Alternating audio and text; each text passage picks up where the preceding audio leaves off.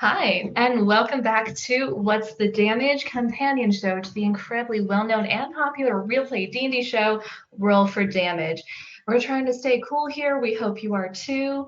So, our heroes, still reeling from a day chock full of capers, the party managed to get themselves healed up a little bit from their fight at the pit and set out again, marred with some rather unsightly but apparently benign blemishes all over. Campion did a little biopsy on one of them. It was kind of gross, but interesting scientifically. Um, yeah, and their battle, the previous episode with the mind flayers had given them a critical clue needed to find Lex's missing associate. And with Lex along for the ride, find him they did. Sadly, he was dead. They found his corpse at the feet of a mysterious stranger who was able to shed a little bit of light on what the heck had been up with those mind flayers and their weird magic stuff. Um, but who also ultimately left them with more questions, such as how long has hemomancy been a thing? Apparently a while.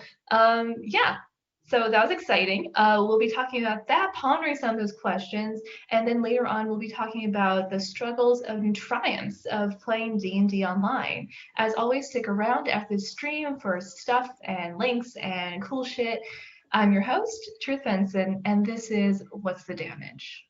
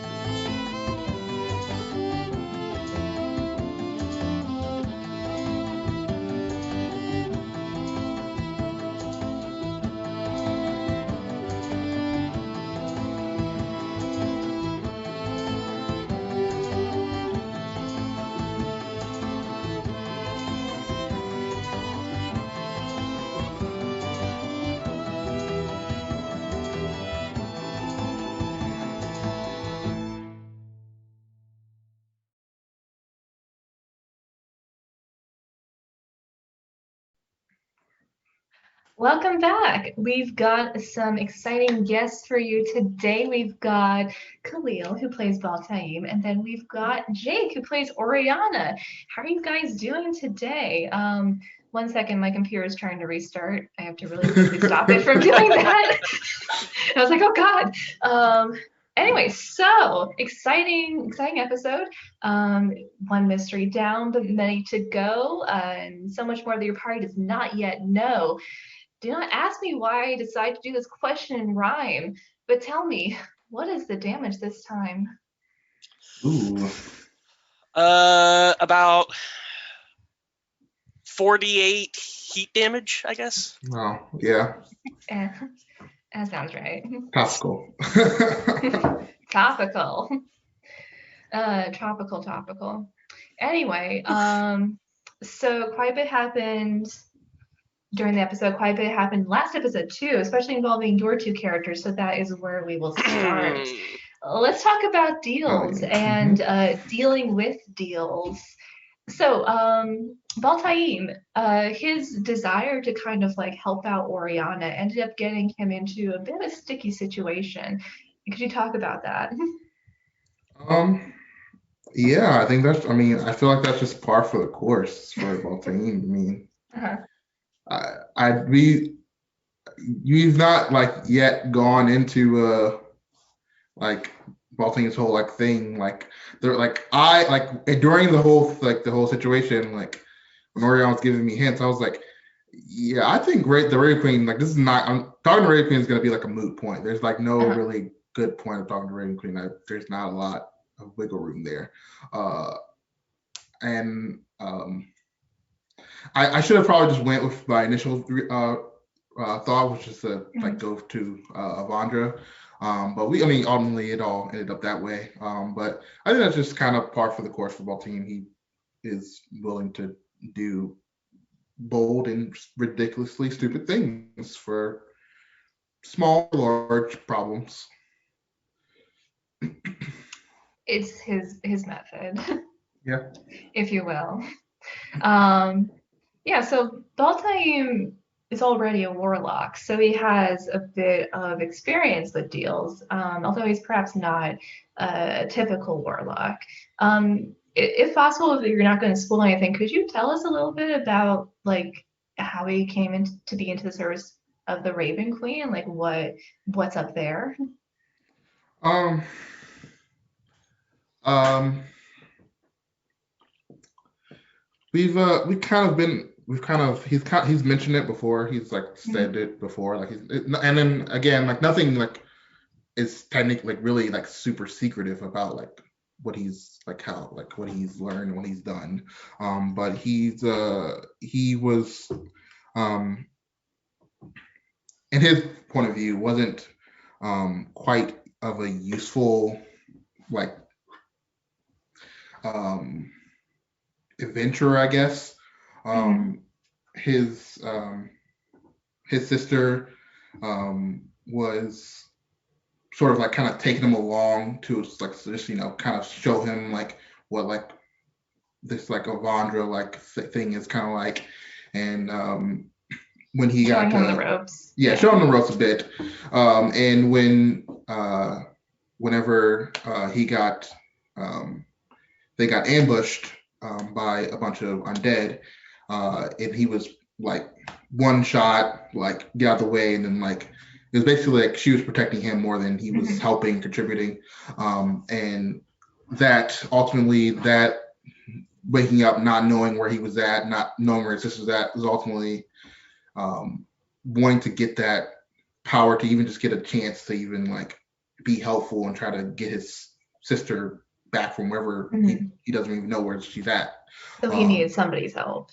Right. So he needed help in general. He was himself feeling almost self-deprecating of not like being able to help in any situation so far. Kind of is that kind of like driving motivation for him, and the reason why he's like, I will follow this deal no matter like what it costs or what it takes, basically. Cool. Would you say like a desire to help is a driving force for Baltaim? Because I feel like kind of gets him, one of the things that gets him into trouble is being like, here, I'll help. It is, but it's from a very selfish place. It's from a very selfish,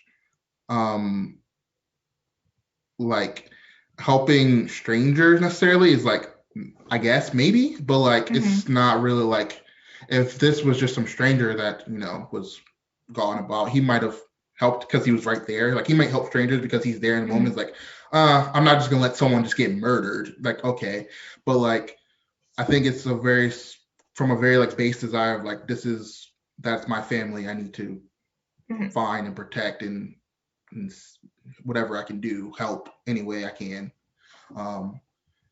But yeah, I think it's from he has selfish acts. Yeah. So he cares, but only about the people who's close to him, right? Which I think is common for people. Yeah, it's a very human. It's very human. Yeah, it's not grand and heroic, but it's how a lot of us are.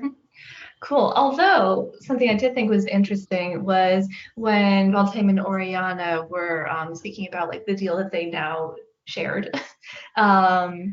The idea of essentially like using someone else as a patsy to get out of it was brought up, and Baltaim came down very hard against that.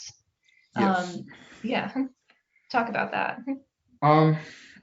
That's also, I feel like that's one of the like selfless part of it, but also kind of selfish of like, if you have brought the whatever you've brought on this point yourself, you should probably handle it yourself, type of thing. Like you need to be able to handle the blame. And if you can't, you A, shouldn't have not made the deal, and or B, it's tough. You got to write it out. And it's kind of very like against his teachings of Avandra of like freedom and free will. Like you're basically like saying like we need to move this deal that we've like he's chosen to give up his freedom. He's understood that when he did the deal. But that's one thing from doing that, and then to try to push it onto someone else where now they have either you're tricking them unless they openly agree to it, then that's different. He's probably been okay with it. But like the way it was kind of brought up, it was kind of like sort of like let's try to like fly this off someone else. And let's trick someone the way we were tricked. Right. It would have been kind of a very like hard like slap in the face of his like the way the religion of Avandra that he believes in. Interesting. Yeah, I do think it's so interesting that like Baltaim serves one god as a warlock and worships an entirely different god. Yeah. Yeah. He's a very dualistic character. Yeah, I'm sure we'll see that come up at some point, knowing Serenity. But what about Oriana? She was the one who brought up the option of kind of like passing this deal along like you would a bad penny. Would she have actually gone through with it if Baltaim said yes? And if not, why'd she bring it up? Yes and no. She did not like that idea. Mm-hmm. But she didn't think that at the time, her idea of breaking this was that she was going to have to prove herself in some way. And this was we need to fix this in a few hours kind of situation. Right. So she didn't want to take the risk that, we wouldn't be able to fight of our own accord in the battle. Mm-hmm. So she brought that up as an idea because that was, hey, we're not that far away from the temple. If we find some Joe Schmuck on the street, bring him over to the temple, maybe we can get this curse off of us or this deal off of us, whatever it was, and be able to help our friends. And she didn't like the idea. She didn't really want to do it. But she also knew that if she threw that fight, her relationship with Perry, her relationship with Quinn, her relationship with everybody else in the group would be gone. Would just be insalvageable. But would she have done it?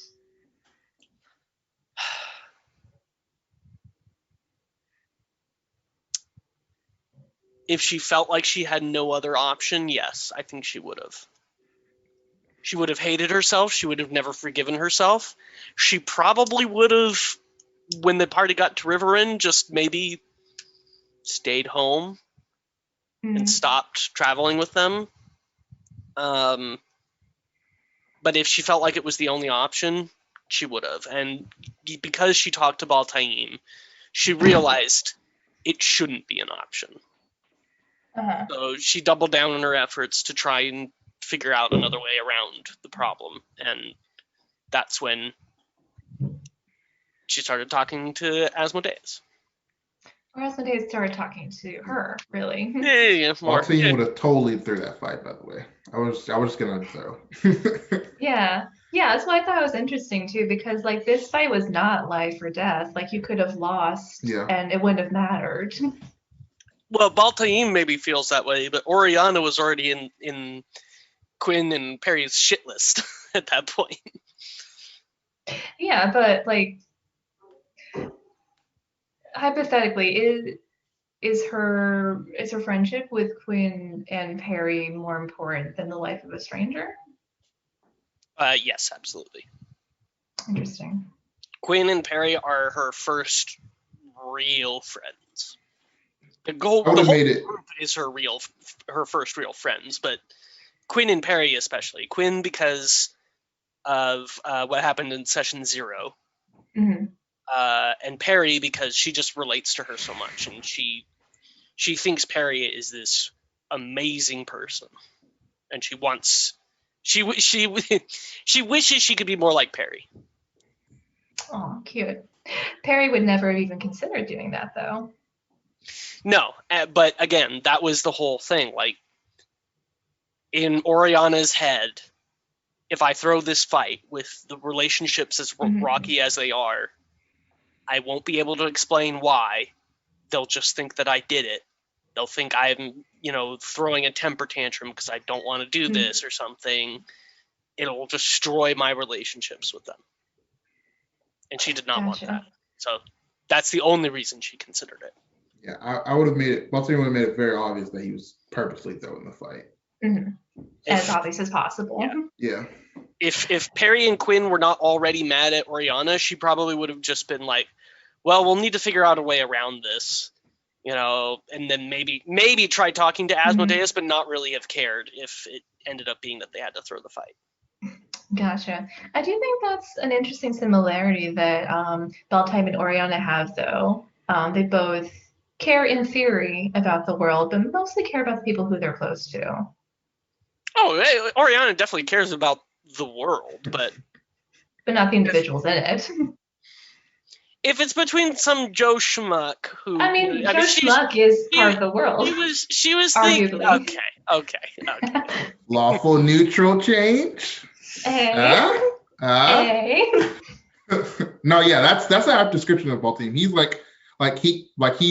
people die every day. He would lose his mind if he cared about literally every person in the world. So he's like, I can only, care about the people I can see, and some of those people I don't know. So stuff for them. If they're, need help and I'm in a position to help, sure, why not? Yeah, and of course you are both on a grand quest to save the world, so you're not bad people by any means, but it's very little human touch. Yeah. Cool beans. Right, so speaking of Asmodeus and Oriana's negotiation with him, so Oriana made 3 offers to Asmodeus, read potential deals. The first 2 he just dismissed out of hand. So I was wondering if you could talk a little bit about like Oriana's thought process as she was like trying things out and trying to figure out like what Asmodeus would consider a good trade for this favor. Oh God, I don't even remember what the first 2 were. I remember I offered. I think you offered service loyalty. Again. Yeah. I offered my. You offered loyalty, and he was like, "Well, you said that before. I don't believe you." Then you offered to run your country, and he was like, "How?" Oh, that was the other one. Yeah. Oh yeah, that was the other one. He's like, where? Where's this at? Well, she saw that offer. That offer was, I'll have my friends, but I'll lose my goals. And that was kind of the idea behind that. She Which one? Ruling her country. Right. Okay. She thought that would be sort of the easiest option. Mm-hmm. Because she's fine if she has to give up her goals at this point. If she can keep her friendships, she doesn't have to continue traveling the world. She'll settle down if that's what she was supposed to do all along. But she values her friendships more than her own desires of traveling and seeing the world. So that was the easier option. The loyalty was the easiest option, I guess you could say, because it was something she was planning on doing already. Well, she's done it already, though. She kind of has. Like 4 times? Yeah. Or 5. The idea was that she had never fully committed to him at that point. She had only said, I will look into your stuff. I will see if it's something I can do. And if it is, I will. And that was kind of her offering of, okay, I looked into it. I understand it a bit more. I'm willing to do it. Let's go. Let's make a deal. But he was like, nah, because I'm going to get that anyway. Makes sense. Yeah, and then the third option was her music. And I honestly thought when she offered that, she was thinking he would like take her musical talent. Well, that's what I thought too. I That's thought what it I was gonna thought you be were like going. a, Yeah, I thought it was gonna be like a That Little was- Mermaid thing. Yeah. Yeah, that she was 100%, and I was almost on the verge of tears while playing, because that's such a core part of her character is her music. She loves her music. It was the one freedom of expression she had while she was in River Ren, Mm-hmm. was the ability to play her own music and all that stuff. It was the one thing her mother didn't care if she did. Yeah, that would be an absolutely staggering sacrifice. Yeah. So she did not want to offer that. The other thing she thought about offering was her magic, but then she realized, like, what would she be without her magic? Or why If she would had you no want magic, her she would be of no use to Asmodeus. Asmodeus isn't going to want that. Yeah. So she offered up her music instead, thinking, okay, well, maybe my magic will work in a different way or something other than my music now. I legit thought I was going to have to class change when I offered that, and I'm I was glad you did. I was so very worried broken. for you. I was so broken you. by that. DM is so freaking good about that stuff and making me think the worst. Yeah, I think I literally had like the Pikachu face when you said music. Like there was like 17 other things. Like, oh, you give up your soul. Okay, that's I mean, what's a soul worth anyway? Yeah, like what's like when you die. It's whatever. You give up. I thought you were like maybe give up your want for knowledge. I'm like, okay, that won't change like too much. But like you said, music. I was like, wait, hold on. I was like, hold on, wait. What do you mean? I was like, oh, that's why it was the third option, because she did not want to risk giving up her music forever. Yeah, I was shocked. So then, as I was sitting there, basically waiting for Sarani to RP out his half of the conversation, I was literally on the verge of tears, thinking that she wouldn't be able to play music anymore. And then she said, or then Asmodeus said, you're gonna make a song for your sister, because your music is mine now.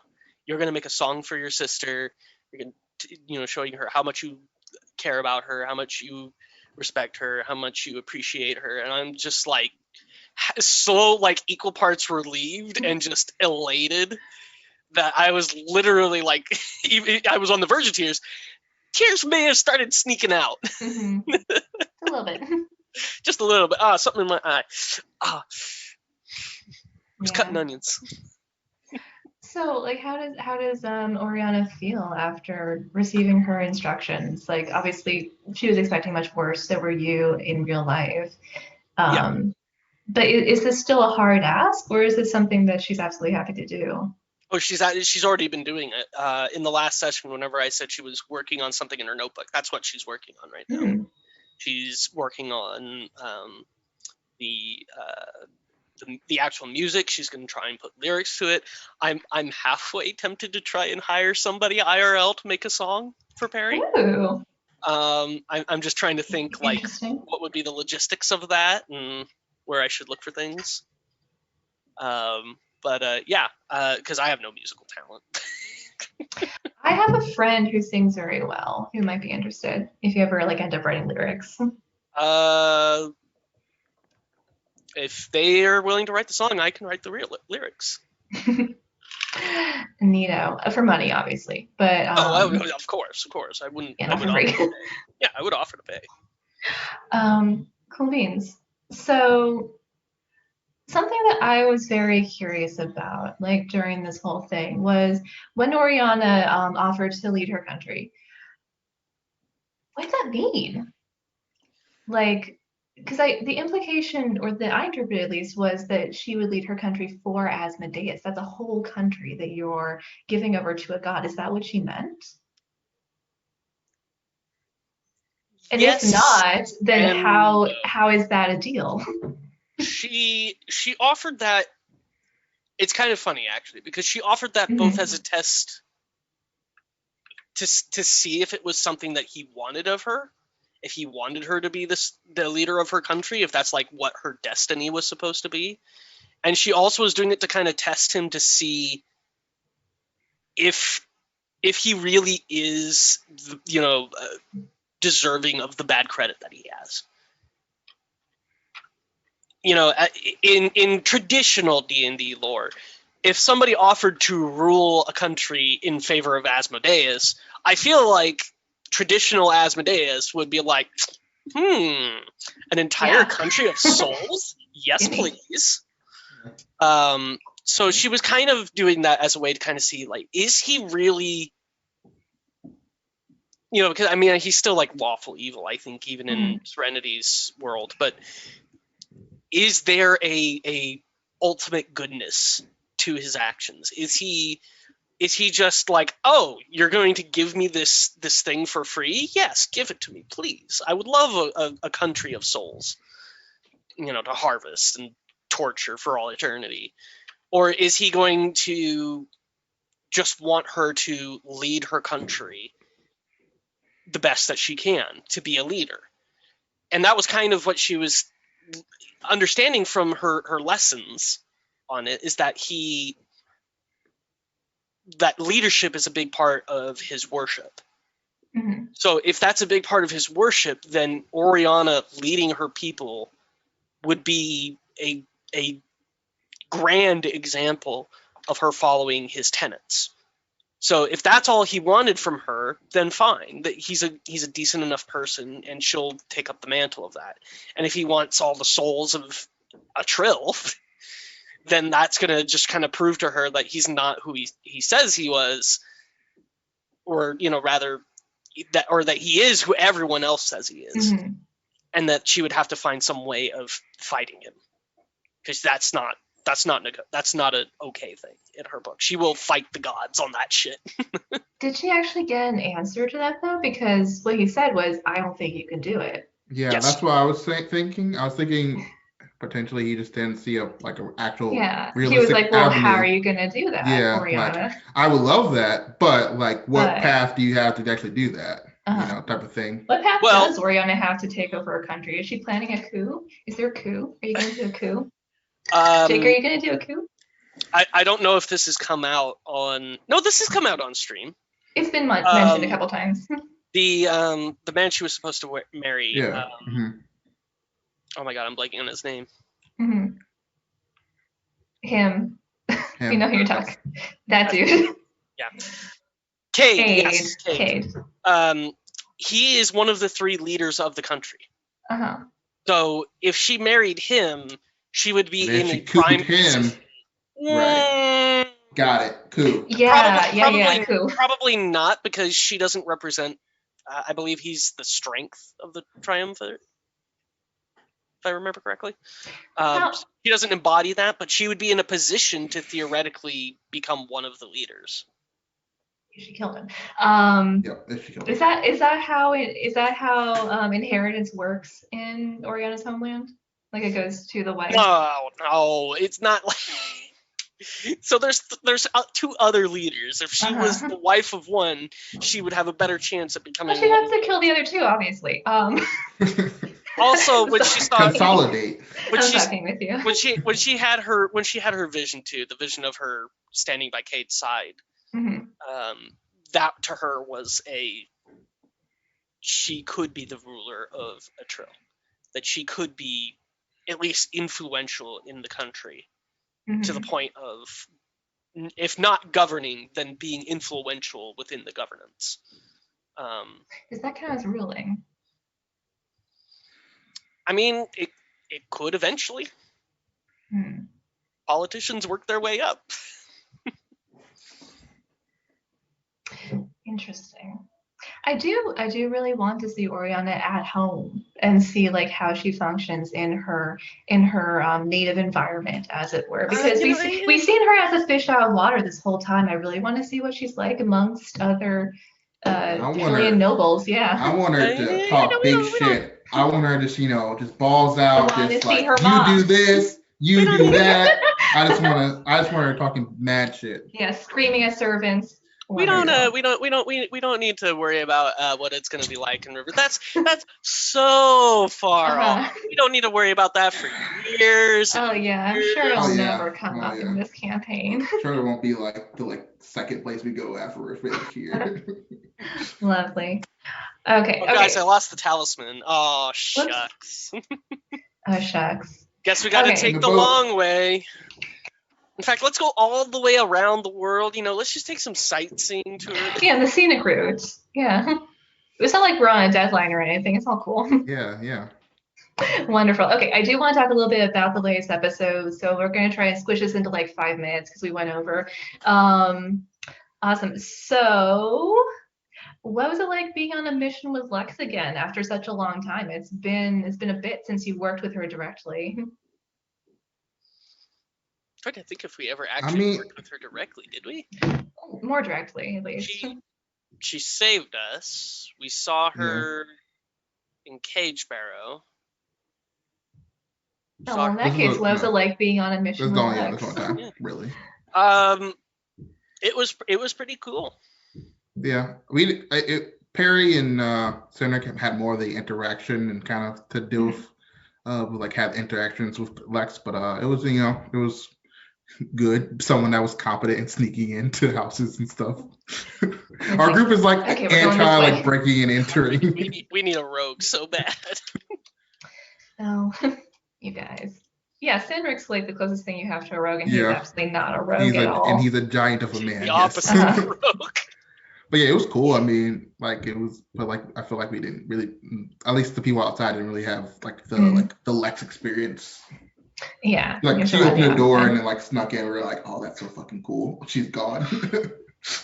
Yeah. Wait, were you guys outside for the entire thing? Yeah. Yeah, I was. Wow. I know. Oh, you didn't get to see the ominous. You didn't get to see the ominous NPC. Nope. No, but he was described to us, I believe. Yeah. So. Right. I don't know. So, like, were you guys expecting? I forget his name. The guy you're looking for. I think at this point you were expecting him to be dead, right? Once you found him. I had like 99 odds of like 99 to 1 of finding him dead.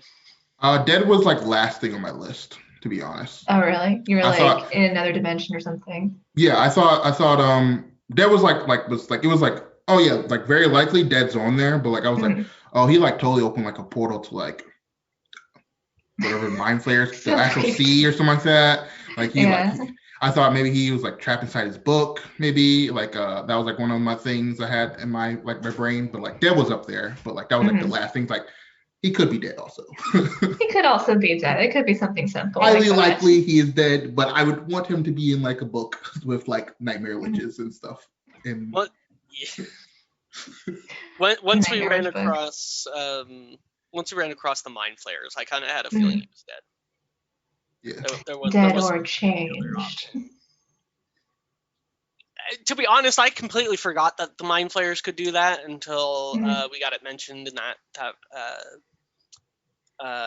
not the last episode, but the one before that. But yeah, I feel like everyone kind of just forgets the whole like tadpole thing because they're always focused on like the brain eating thing. Yeah. Everyone just wants to avoid being their brains eaten, but it's like, oh wait, also they leave like their seed in like your mind, your eyes, and stuff like that. Well, because it's not usually something that happens to the adventurers in D&D. Yeah, it's true. Like something that plagues a town because the adventurers rarely get hit, killed in one shot. Yeah. Yeah, that's the plot of Baldur's Gate, though. Apparently, from what I've heard. Once again, we're not sponsored, but we are open to sponsorships from Baldur's anybody Gate, really. Anyone really. Anyone really. Like, if you got stuff, we'll hawk it. It's fine. Cool beans. Okay, yeah, we're going to move on to the topic for today, which is playing online, which we all do. Exciting. So playing online, like through video chat and through Roll20 and stuff, like at an actual table. So my first question is, has everyone here played a physical game of D&D? I assume so. Yes. Yeah, a couple times. Cool beans, because I know a lot of people are actually getting into it like through online play. Like my first game was Serenity. Obviously, we don't live anywhere near each other. I have played real life games since, but my first experience was online.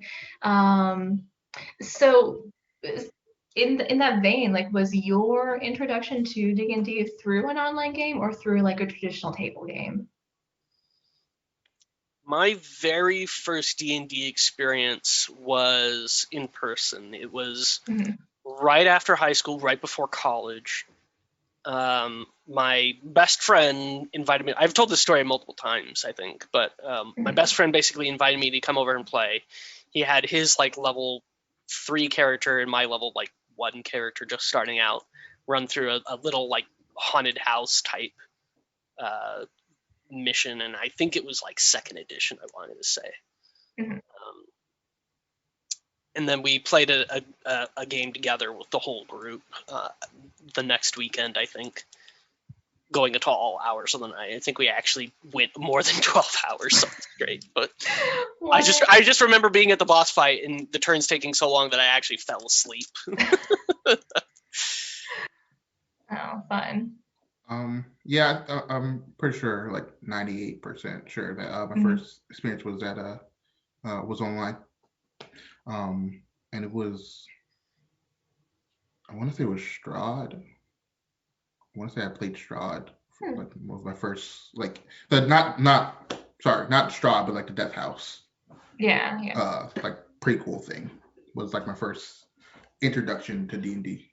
Cool. Were you playing with friends or just like people you had met online? It was people I met online, but I knew the DM. Gotcha. Yeah. Neat.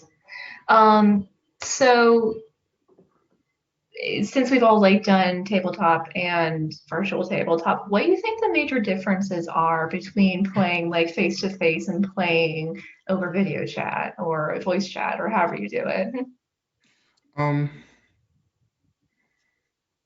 I think for me it's a little bit different because the tabletop games I've played have been like more of like directly people I know, like close friends or family. So it's a little bit less of a we're playing this game and we're like, how sociably drunk can we get and like also roll dice and also like talk shit to each other in like 6 hours. But online it's more formalized. More formalized. A little bit depends on the group, but most of the times it's a little bit more formalized. And you kind of want to like make sure everyone's has their kind of moment and spotlight because you can't read the room as well because you're not like right next to them, like see like, oh, like they're about to say something or actually like be quiet or like stuff like that. So you kind of like just a little bit of more like your turn, my turn, like their turn, I think. I mean, it's going to be weird saying this because most of D&D that I play is online. I don't have any in-person groups anymore. I get who does with COVID, I guess. But I don't particularly enjoy, I shouldn't say it like that. I significantly enjoy in-person more. It's a lot easier to play the game, quote unquote, when you're in person. You know, if the party has split up, then the active part of the party works with the DM with what's going on. The other group can get together and talk a little bit, either strategize or just shoot the shit. Right, you can go into whispers in real life. Casual snide comments of I know why the DM picked that monster. Stuff like that. You can have fun with it. You can have all that little extra bit of fun, which isn't to say that you can't have that in virtual D&D, online D&D. Right. It's a lot harder because you're all in the same chat room. You use the same method of communication to communicate. If the guys, my mic's having troubles or something, can you guys hear me? Blah blah blah. As I know why they picked that monster. You can't really get away with doing it because it distracts everybody at that point. And just there's as much as Roll20 is an amazing tool for simulating a battle map, and it quote unquote easier to get various settings and ideas out for your battle maps. A real battle map with real minis, it just hits different, Just having your own little mini that you made, and painted and set up on the little table. You see them in that position. Yeah, I've got my I've got my May the Serenity made for all of us from her old game over on the shelf, Lilladella. But yeah, honestly, to be quite honest, I also prefer in-person games. I don't have any currently, obviously, because of COVID and other reasons, and also my only D&D friends right now are you guys. Maybe I'll go to one of the local shops. But anyway, I do also prefer in-person games because one of the major struggles I've always had with like playing online is it's so hard sometimes to get a word in edgewise. And some things are time sensitive, so you're like, because everyone's like, you can't do a size, and you can't really go back and be like, well, I wanted to do this Right. at that point. You can a bit, but not that much. But sometimes like you have to interrupt people, and I always feel so bad, like barreling over people to be like, hey, I'm doing this right Yeah. now. This is There, happening. there's been like so many times in this campaign specifically, Mhm. but it's like in every campaign I've been in, like I'll like want to say like I want to cast this spell because I feel like there's some type of thing about to go on, and Mhm. like right before I'm like trying to cut in, like it's like the deal's like, all right, roll initiative. I'm like, God, Yeah. You're like, wait, no, I want to do this. Gotta be so fast in the draw. yeah. And And I'm like, like, ah, God damn it. yeah, and like with obviously this is like the same when you have like Zoom meetings and stuff. It's just extremely awkward to like you don't have the same like natural flow with in-person conversation because you can't see people's bodies. You can't like sort of signal to people that you're about to talk because they're not necessarily looking at you because you know everybody's looking different ways from the cameras. They might even not be looking at the cameras. Um, but yeah, but like on that line, what do you think some of the other like major hurdles are when playing online? Um,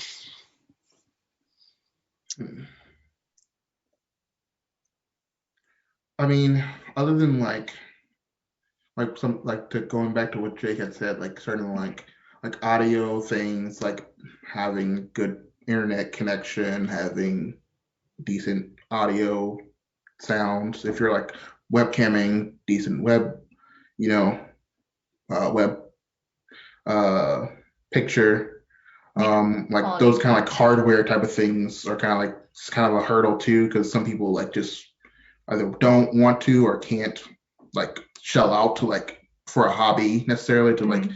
try to update these things at a you know at a certain level. They might have like a minimum standards that they can have for themselves.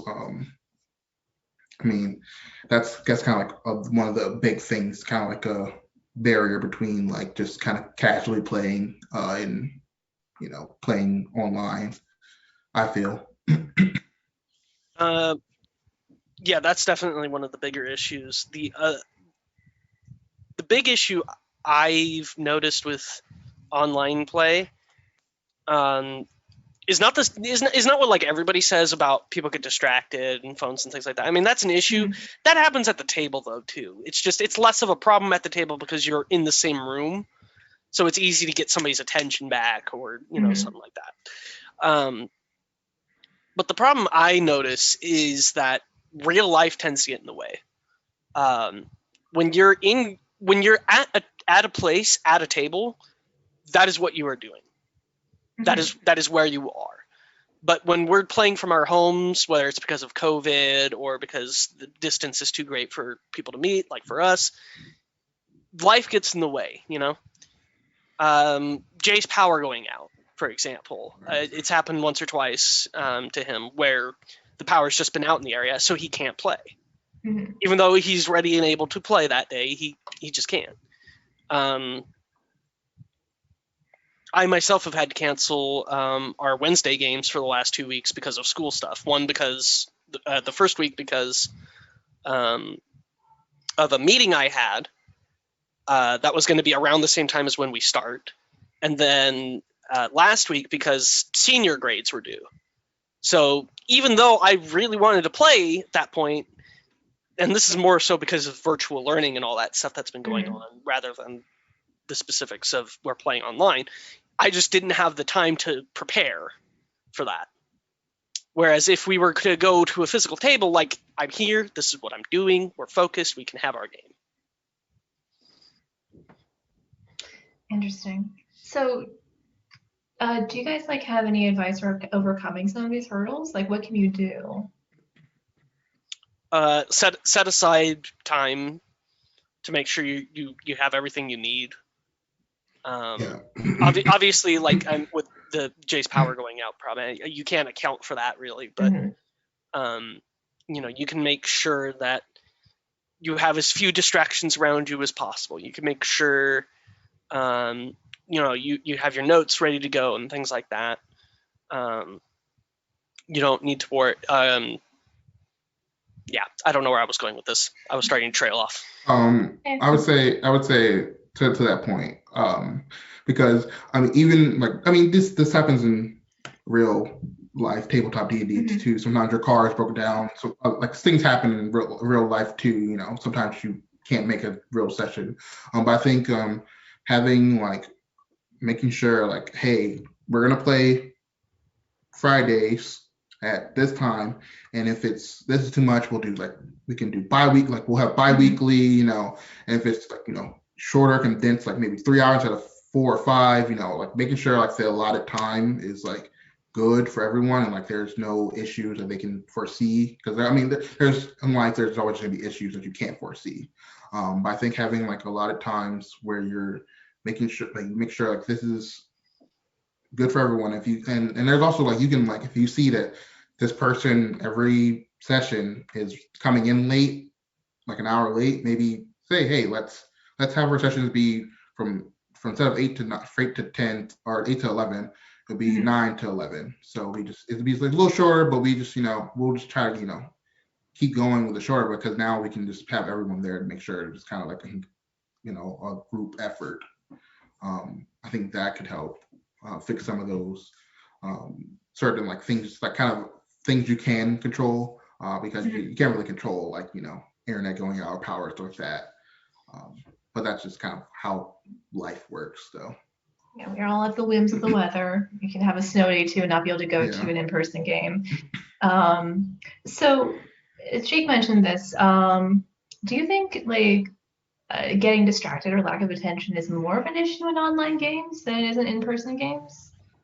I think for me, I don't know. I'm not sure. I've had so many. I've had a few like in live games, but I was the DM of it, so it's kind of hard for me to. So you have to pay attention if you're the DM, yeah. But I have like a bad case of ADD. So like I need to like I'm most times like I'm like fidgeting under my desk here, or like I'm tapping on my phone, so like I can get distracted. Like the thing is though, I'm never like fully distracted. I know it's under like here, like what's going on, so I can always kind of easily jump into something that's going on. But it like if you were like just kind of looking at me, I feel like from a different person, you would see like, oh, he's kind of distracted, and like sometimes I will get like a little bit distracted. I'll like not hear something, but I wasn't sure if like I misheard that or like it was said wrong, like something that was said like weirdly. So I was like, I always try to get clarification, because I know that's something I struggle with, is sometimes not like being focused. So I'm like, I try to make sure I get clarification, so I know what's like, I'm for sure like this is what's going on. Yeah, no, I feel that I have audio processing issues too. Yeah. What the fuck is anybody saying? So it for me, I think it can be a little bit more easily, because you're on your computer, you can just like, I'm gonna Google what's this do, what's blah blah blah, so I feel like it could be easier to be distracted on online tabletop games, for sure. For me, I mean, I've got similar problems because I've got ADHD pretty badly. For me, in an in-person, like I always, my brain always pretty much needs to be doing two things at once. Like I cannot focus in on one thing unless it's like watching a movie for the first time, and then I get so drawn into it that it's got my entire focus. But playing D&D, for example, like in person, I can talk to the person next to me and strategize about something. I can look at if the in-person game I was a part of had really intricate like Dwarven Forge 3D maps. So I could go around the table and kind of like look at it and try and get a better idea of how to visualize things. So the distractions I would have in person were usually productive towards the game, because I could satisfy that, okay, I'm listening to what DM is telling us, but I'm also getting information from other players. I'm getting There's more stimulation. There's more stimulation going on. Here, again, you suffer from that problem of, well, I can't really talk to the other players because that's going to distract from them from what's going on their end, or we're going to be causing too much cross fire with, you know, all the other players. So one thing I've found is having something mindless to do, something that doesn't take your focus, or rather is something that you can, if you're like me, something that you can focus on without having to divert brain power to. Something that really works for me is having like little Minecraft solitaire up. It takes no brain power for me to play solitaire, and that allows me to sort of audio focus in onto you know, what's going on in the game. So sometimes if I like feel myself getting too distracted, if I'm like switching over to Twitter, I stop, go back to the screen. I've got the screen up, I'm listening in, and now I've got, okay, I cast this thing. You know, it's actually really strange, and I'm curious to hear what Serenity thinks, because I told her when I started doing solitaire in the background so that she knew. I'm curious to see if she feels like my timing in combat has gotten better, because that's usually when I'll open up the solitaire, because I usually end up being at the bottom of the roster. So even if I'm like paying attention to like each turn, like by the time I've formulated my plan on turn 1 and it's turn 10 where I finally go, like my entire plan is changed. So I just end up having to do something completely on the fly anyway. Whereas now I don't have to, I can have that going on in the background. I can like look at them, have the map up, see where everybody's positioned, see where I'm coming up.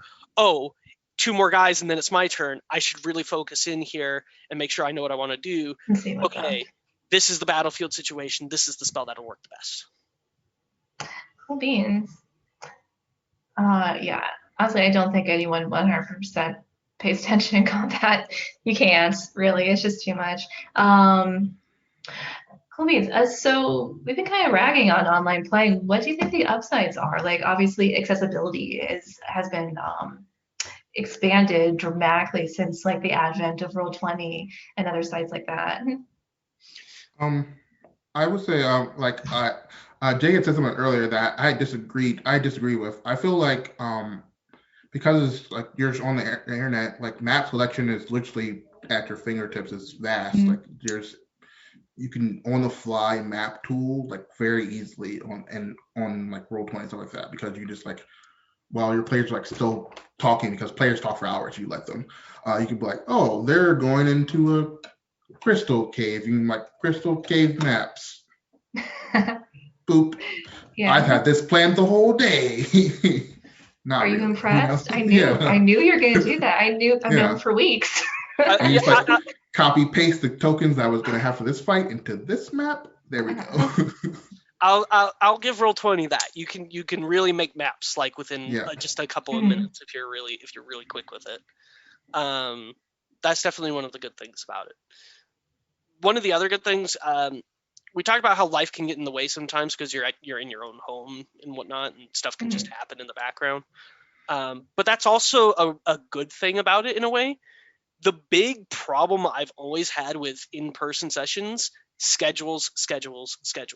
Nobody is free at the same time on the same day ever. But hey, can you guys take 3 hours out of your day to sign into an app or go onto a website? Yeah, we can do that. That's so much easier. That is probably the best part, right? Second best part of online D&D. The first best part being obviously distance. Yeah. We would never be able to have a game together. Like Jay and I are probably the only, well, Laura and Chad are the 2 closest individuals, but they don't count because they're married. They're all one person. Yeah, they're married. Yeah. But even Jay and I, like, that would be kind of a stretch to find like a time that we could meet up to play D&D, because it's LA. You know, you're talking like 2 hours. Hours traffic for even if you're like 10 minutes walking distance anyway. Exactly. Yeah.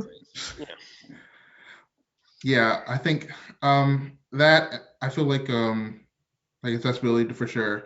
I feel like also it's for me it's easier. I like a it's I don't know. I don't know how like it's a very I don't know how to describe it. It's very like a I Mhm. don't know, like a RPG or like statter type of thing in me. Like I can like click a button, level up my character, like see It's the more numbers gamified, fluctuate. Yeah, it's like it's more like gamey, I feel like, but like mm, still like has that more like video gamey. yeah, like I can like oh I can see my number went up this and then I can like click on like oh what does this thing do instead of like looking Yeah. in a book kind of like type I of think it's thing. very nice how Roll20 does your math for you. I've always Yeah. appreciated that. You can kind of like drag and drop items and stuff like that. Yeah. Like I like that's it's very like old like computer game like Mhm. Baldur's Gate, old like Diablo like gamey type of thing where I can like drag and drop things and like feel like my character. I have like that completionist thing where like oh my character is Mhm. getting stronger type of thing instead of like I can like instead of writing it down like oh I guess like there's apps now that kind of have that give that tabletop like in life tabletop that same feeling. Mhm. Now too.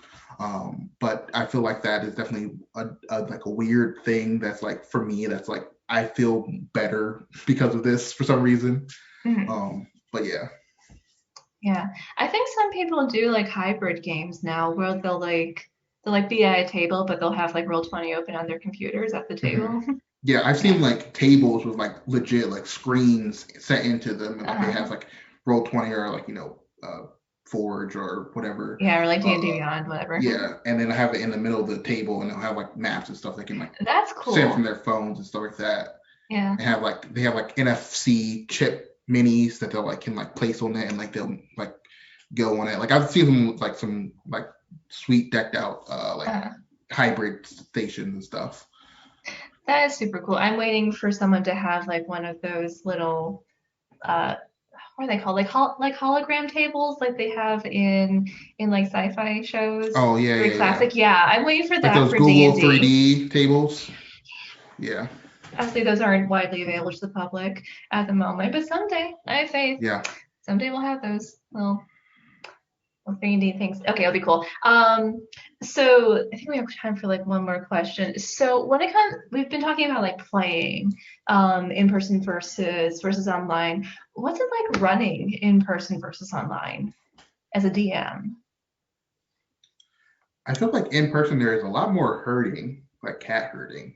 Um, There's definitely a lot more physical hurting because going on. in person takes like a 3 hour session and online takes like 8 hours in person because like there's all there's like it kind of blends into like we're talking but also like we're Mhm. like playing the game or we're not You're playing the kind game of we're kind hanging of out and catching also up hanging hanging out, out yeah. yeah and like you'll eat at some point and then it's like it just kind of gets a little bit like stretched out the time dilation of like in Mm. person and you kind of like have like all right come on guys let's blah blah, blah or hey I need Want to you go to guys to sleep go away someday? I need to talk to someone here and then kind of online it's a less it's there is there's always hurting in general and you're like okay Mhm. let's you guys have been talking for an hour let's come on but it's definitely a little bit less of a like herd mentality Yeah. cat Yeah, you herding. mentioned that earlier. I do think you're right. Like when it comes to online games, it's more focused on the actual game than it is on socializing, which is either a good thing or a bad thing, depending on your taste, or it can be Right, both too. Yeah, I would agree with that. Hmm. It's when you're in person, it's a social event. Hmm. Usually people like bring food and stuff, so you're like having a meal together while you're Yeah, you doing don't have to worry about crunching into your mic. it. yeah. Yeah. Do you have any thoughts about like DMing online versus in person? Yeah. I think it's a lot easier to DM online than it is in person, Hmm. just because it's a little more hectic because you probably got like a million tabs open. You got your notes in this tab, you got your game in this tab, you got your call in this tab, and all that kind of stuff, and you're going between all four of them at the same time. But you do have just this one thing to look at. You don't have to like pick up that unless you do physical notes for it. You don't have to go through that notebook and go back to, okay, here it is right here. You could just go to your Google Doc and click session 6. Okay, here we go. Yeah, this is what happened. And yeah, it was this character. That's the guy that you were talking to. Blah, blah, blah, blah. So it's a little more, it's all in one place, which I guess depending on how you look at it could be a good or bad thing. But for me, that's a good thing because it's all right here, right in front of me. Cool beans. And that has perfectly taken us to the end of our time today. Thank you guys so much for being on the show. Another one of our exciting episodes where we talk about nerd stuff for an hour. Thank you. God, I'm so hot. Sorry, I'm getting distracted by how sweaty I feel. Thank you to the viewers for tuning in once again on this lovely sweltering Tuesday. Make sure to tune in next week for whatever we talk about next week. Make sure to tune on Friday for the next exciting episode of Roll for Damage. Check out our Twitch. We've got a couple of our old episodes up there. Check out our YouTube. We've got all of our episodes up there for this show and Roll for Damage. I think we have a Patreon now, which you should definitely check out. Can't speak on what the rewards are, but I'm sure they're extremely cool. Check out our Discord. There's information about the Patreon on there, as well as memes and us. We're very funny and friendly. Thank you to Sunbird and Lay Meows for doing us a beautiful logo and a auditorially beautiful theme song. Is that correct grammatically? I don't know. And I hope you have a great night. Stay cool. Bye. Peace.